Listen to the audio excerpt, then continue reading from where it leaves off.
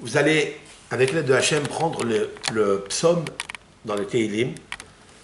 Il y a un passage de Tehillim qui commence d'ailleurs dans le chapitre qui est le 6e jour. On le lit toujours le vendredi, pour le 6e jour du Shabbat Kodesh.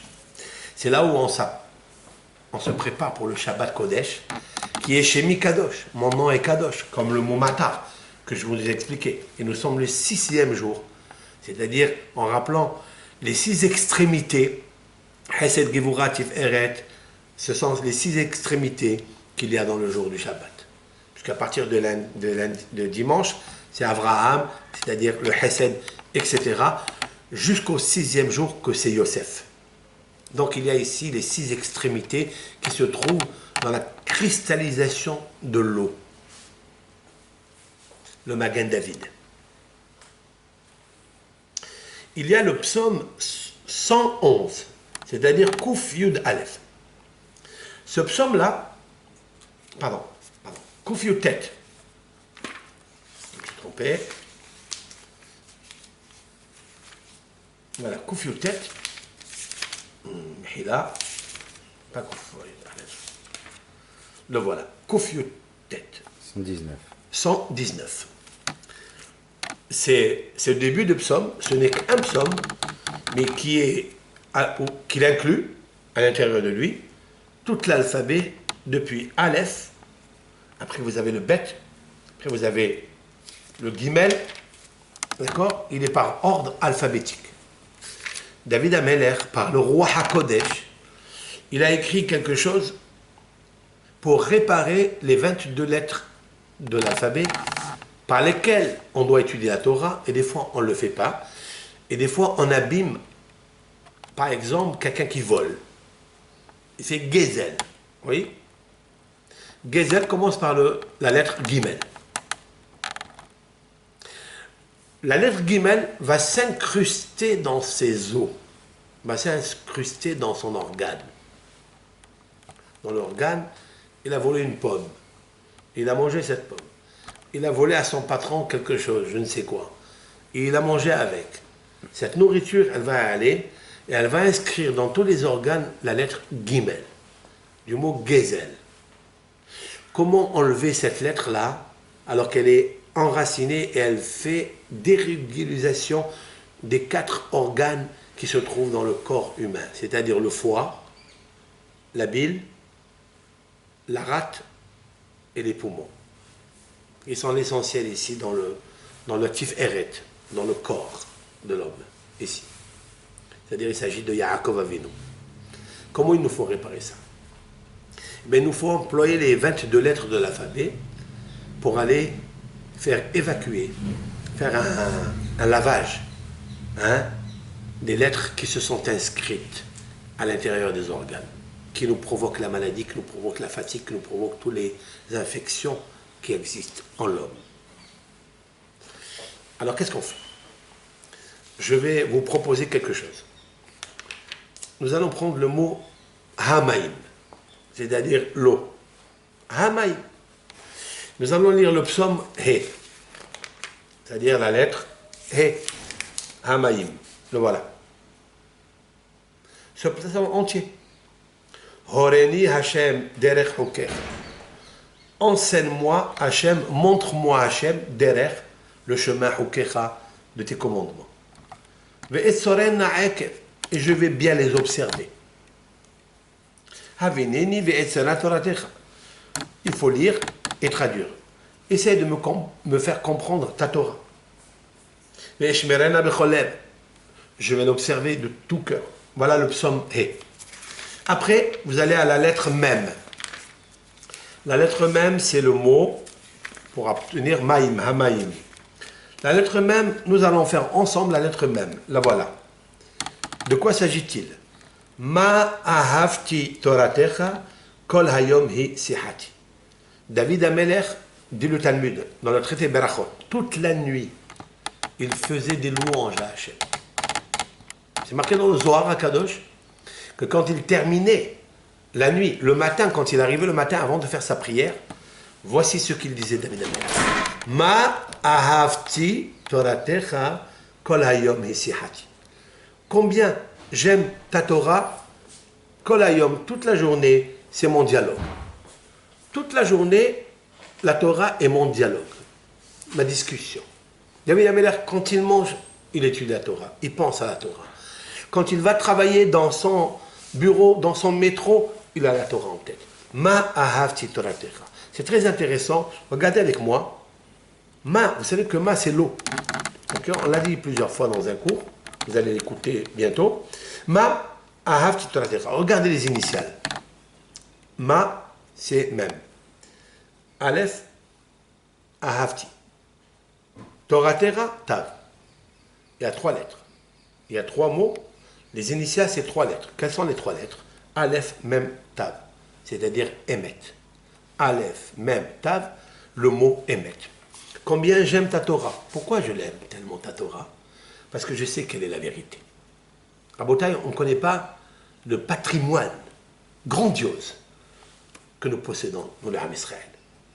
On doit être content, heureux, tressaillir, pleurer de joie que de savoir que je fais partie de ce peuple extraordinaire. Que tous les jours, quand je me lève, je remercie Akadosh Baruch Hu. David Ameller, quand il a étudié toute la nuit, il a savouré, il s'est délecté, il s'est exalté, il s'est de l'eau de la Torah. Ma ahavti Toratecha. Kol hayom isihati. Si elle est bonne ta Torah, pourquoi tu veux que je l'abandonne? Toute la journée, j'étudie cette Torah. Ça, c'est le même. Vous allez lire le psaume, etc. Après, on revient à Yud. Ma'im. Le Yud, c'est quoi? Le voilà. Le Yud. Yadecha asuni vaichonenuni. Et là, c'est très intéressant. Parce que le Yud, il est au milieu de même et même. Ma'im. Le Yud, c'est le rakia. Le Yud, c'est le firmament. C'est le voile qu'il a mis entre les eaux supérieures et les eaux inférieures. Et le Yud, c'est quoi? Yadecha, tes mains, si l'on peut dire ainsi. Qu'est-ce que ça veut dire tes mains? Pourquoi Dieu, il a des mains? Hein? Ben, s'il y a des mains, c'est qu'il y a des doigts. C'est qu'il y a 10 doigts. Ben, ce sont les séphirotes, chers frères et sœurs. Il y a des cas, ce sont tes séphirotes. Ce sont les attributs avec lesquels Dieu conduit le monde. Il y a des cas, il y en a 10 séphirotes. 10 séphirotes, c'est Yud. D'accord? C'est-à-dire que dans l'eau, il y a les séphirotes. Il y a des vibrations. Il y a des séquences. Il y a des fréquences. Il y a des ondes. Il y a des lumières. Orim Gedolim. Ce sont les séphirotes qu'il y a dedans. Parce qu'elles sont véhiculées par la puissance énergétique du nom de Hachem. Shemi Kadosh. Qu'est-ce qu'il dit? C'est tes mains qui m'ont façonné, qui m'ont constitué. Avineni, puisque je sais que c'est toi, tu l'as fait avec le système séphirotique. Avineni, essaie de me faire comprendre. Que je comprenne comment je vais faire les mitzvot. Etc. Le Yud entier. Après, on revient à Maïm, le même. On revient encore une fois à la lettre même. Ma ahavti toratecha kol hayom misihati. Voilà Hamaïm. Voilà Hamaïm. Hamaïm. Donc, maintenant, nous allons revenir Matar. Hamatar. Ou bien le mot Matar, simplement Matar. Mais, vous allez reprendre le Ma'ahavti Toratecha, Kol hayom isihati, le même. Après, vous allez prendre le tête. Le voilà. De quoi il parle de tête? Le tête, c'est Tov. Je vous ai dit que le mot Mata, c'est mar'e, couleur. Tête, c'est le Tov. Ta'am, c'est le goût.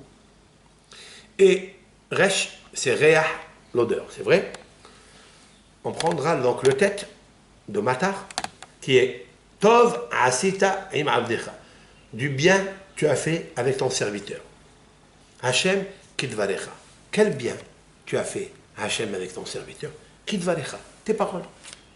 Tes paroles. Qu'est-ce qu'il dit là après?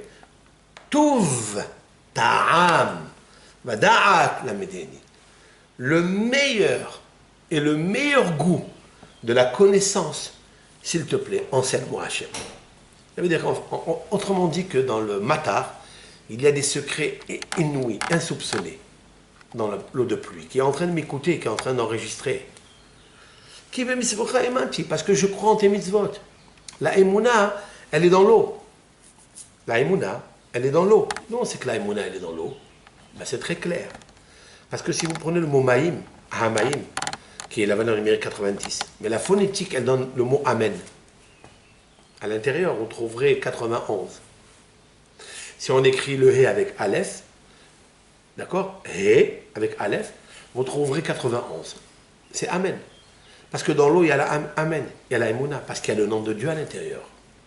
Parce qu'elle écoute Hachem Itbarach. Parce qu'elle était à côté de Hachem Itbarach. C'est une grande lumière, Orim Gedolim. Parce que c'est Moshe Rabbeinu, le fondement de la emuna. Donc voilà le tête. Après, vous avez le resh. Il nous reste le resh. Le resh, il est intéressant parce que c'est celui qui va conclure la feuille de route sur la Ségoula. De quoi s'agit-il? Resh, voilà, le resh. Re'e ani vehaletseni. On demande à Hachem d'observer, de regarder, de veiller. Ani, ma souffrance, ma douleur, la pauvreté, l'inquiétude, le stress, la déprime. Regarde Hachem, ma déprime, regarde ma souffrance, vehaletseni, et protège-moi. Pourquoi? Ki toratra lo shachachti. Parce que ta Torah, je n'ai pas abandonné. Etc. Riva riviug aleni, dispute ma dispute, et sauve-moi. Là, on parle ici de la Milhamet Gog ou Magog, c'est-à-dire de la guerre des 70 nations. Gog ou Magog, c'est la valeur numérique 70. C'est la guerre des 10 nations qui vont se disputer tous. Après, ils vont se mettre à accord. C'est-à-dire les Ishmaélim avec tout l'Orient et l'Occident, etc. Ils vont se disputer et Israël va s'en sortir.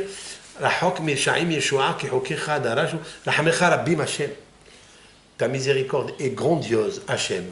Il y a beaucoup de persécuteurs, des traqueurs qui veulent mon mal. Mais de tes mitzvot qui sont le témoignage de la Torah, de ton témoignage, l'onatiti, je n'ai pas dévoyé, etc. Vous voyez donc, j'ai composé avec le mot hamaïm et le mot matar les initiales de ce psaume qui sont bourrés de bonheur. Les eaux ont écouté, ces eaux-là ont écouté, l'eau de pluie a écouté. Voilà donc la lecture. Avant de lire ça, il faille laver les mains. L'ablution des mains, 3 fois sur chaque main, alternativement, bien sûr, pour évacuer si l'on a touché les endroits impropres du corps, tout court, les endroits impurs. Ça peut arriver. Donc je me lave les mains. Je lis ces psaumes. Vous avez donc 7 psaumes à lire. Puis après, vous allez faire teshuva.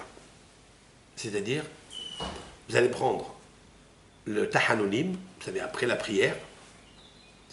Il y a, par ordre alphabétique, Hachamnu, Bagadnu, Gazalnu, Dibanu, Dofevela Shonara. On va vous envoyer tout par phonétique et même traduit en français pour ceux, parce que ce qui m'intéresse, moi, dans ces cours, les initiés, c'est très très bien, mais moi, ce sont des gens qui ne savent pas lire. C'est de ces personnes-là, hommes, femmes, enfants, que je voudrais me rapprocher. C'est cela. Et donc, Hachamnu, vous voyez, voilà, dans Patah Eliyahu, vous pouvez prendre la page 79. Hein, je ne sais pas que je fais la publicité pour le Patah Eliyahu, hein, je n'ai rien pour qu'un intérêt, hein, attention. Mais c'est le livre qui est le plus facile, qui est très beau d'ailleurs, qui est très bien organisé. C'est ce qui m'intéresse, moi. Hachamnu, vous avez vu, Hachamnu, c'est-à-dire on frappe sous le cœur, et on dit Hachamnu, qui commence par la lettre Aleph, Bet, Gimel, Dalet, jusqu'à la lettre Tav, pour réparer toutes les fautes que l'on a pu faire avec les 22 lettres de l'alphabet. Et tout ce que je suis en train de dire, les psaumes, vous le lirez dans la bouteille que vous avez récoltée, là où vous avez récolté l'eau de pluie, bien sûr, vous le comprenez, parce que c'est votre cœur qui doit parler. Si vous êtes en conviction et avec volonté, et vous le faites avec kavana, croyez-moi que la kavana, l'intention, a des milliards de puissance pour réveiller les vibrations de l'eau qui est curative. Et on va arriver à ça. Maintenant, voilà donc Hachamnu Bagadnu. Ça, c'est le côté teshuva. Maintenant, le côté espoir. Vous savez que nos sages, Et ça, on peut le voir dans la Havdalah, tous les Motsa et Shabbat. Nous faisons des prières à Hachem, on demande à Hachem d'ouvrir les portiques des bonheurs. Il y en a 22. Organisés, orchestrés par les 22 lettres de l'alphabet. J'ai cité Sha'are Ora. Hachem, s'il te plaît, ouvre pour le peuple d'Israël Sha'are Ora, des portiques de lumière. Sha'are Beracha, c'est-à-dire des portiques de bénédiction. Sha'are Gila, des portiques d'allégresse, de joie, etc. Après, vous avez le P, Sha'are Parnassa. Après, le Tav, Sha'are Teshuva, Sha'are Teshua, Sha'are Gimel Geoula, etc. Vous allez ici, vous allez tout rentrer dans l'eau. Vous le trouverez, on va vous envoyer cela avec l'aide de Hachem, comme ça on facilite les choses. Maintenant, ce qu'il faut dire qui est très intéressant, tout ce qu'on dit, ça n'est pas de la magie du tout. C'est Moshe Rabbeinu qui nous a inspiré de tout ça. Maintenant, il faut que cette eau-là, elle aille dans tous les organes qui sont un petit peu fatigués, des organes où il y a des infections, etc. Eh bien, on va dire le pasouk, Ya'arov kamatal likhi tizal katal imrati. Je déverse sur vous, dit Moshe Rabbeinu, de la Torah, ma parole, comme la pluie et comme la rosée. Si vous prenez le mot kamata, hein, voilà comment ça s'écrit, kamata, Moshe Rabbeinu il se sert de ce mot-là. Pourquoi il dit ça? Ben nous on va se servir autre chose. Kamata, le chaf c'est le kaved, c'est le foie. Vous avez vu les initiales? Le chaf c'est le kaved, c'est le foie. Le foie c'est lui qui distribue toutes les énergies que le corps a besoin. Le même, c'est les marottes. Marottes, ce sont les 4 acides biliaires. On en a parlé de certains cours. Il ne faut pas qu'elles soient trop excessives, exagérées, parce qu'elles provoquent un déréglage dans le corps humain, causalité de la maladie. Après, vous avez le tête, c'est le tehol. Le tehol, c'est-à-dire la rate. Et le resh, c'est la réa. Bon, on peut écrire avec Yud, mais il ne s'écrit pas avec Yud, mais on peut l'écrire avec Yud. Ok? La réa. La réa, ce sont les poumons avec les 5 lobes. Bien sûr, tout cela est relié avec le principal qui est le cœur. Je vais dire ce passage que je vous l'ai écrit dans les commentaires. Ya'arov kamatar likhi tizal katal imrati. Donc, ça va s'enregistrer la puissance qu'il y a dans le matar, comme je vous ai dit. La kavana, ma kavana, c'est le nom de Hachem qui nous a donné des propriétés curatives. C'est lui qui guérit. C'est Hachem qui guérit. Et c'est pour ça que j'ai besoin, pas seulement de l'eau, pas seulement de mes bons sentiments pour l'eau, mais la teshuva, elle est prépondérante, elle est peut-être même fondamentale de la teshuva. Et avec conviction, avec kavana, si vous associez tout ça, croyez-moi, ça va faire beaucoup d'effets. Ça, il faut le distribuer aux autres. Maintenant, ça, c'est une ségoula qui n'est pas pour un jour, pour un mois, c'est toute l'année, tous les jours. Vous devez penser à cette eau que vous buvez. Vous savez quoi? C'est très simple. Vous n'avez pas d'eau de pluie. Ok, vous avez de l'eau de robinet. En attendant, ben vous mettez-la, cueillez-la dans un vase, si c'est possible, en argent. Même cette eau dont je vous parle, que vous avez ramassée, dans un verre en argent. Ça n'est pas pour rien qu'autrefois, il y a des milliers d'années, où les païens, les vagabonds qui étaient dans les déserts, allaient chercher toujours des endroits où il y avait des sources d'eau. Et quand ils buvaient cette eau, ils la buvaient dans des verres, des vases en argent. Pourquoi? Parce qu'ils ont la notion de ce que c'est que l'argent, le kesef. Ben, le kesef, c'est hesed. Le kesef, c'est la bonté, la générosité. Cette eau-là, elle devient bonne quand elle rencontre la bonté. Parce qu'elle descend d'un endroit qui s'appelle Tov HaHesed, bon et généreux. Comme la valeur numérique, 95, valeur numérique Ha-Ma-Im. Tov 17 et واحد c'est 78, 78-17 est égal à 95. 95 c'est Hamaïm. C'est très important. Voilà donc cette sigoula. S'il le faut, posez des questions, on est avec vous. Et bien, j'espère un bon rétablissement pour tout l'âme Israël. نعسي بنا سليح بشم هشم بنرفيح كل توفيق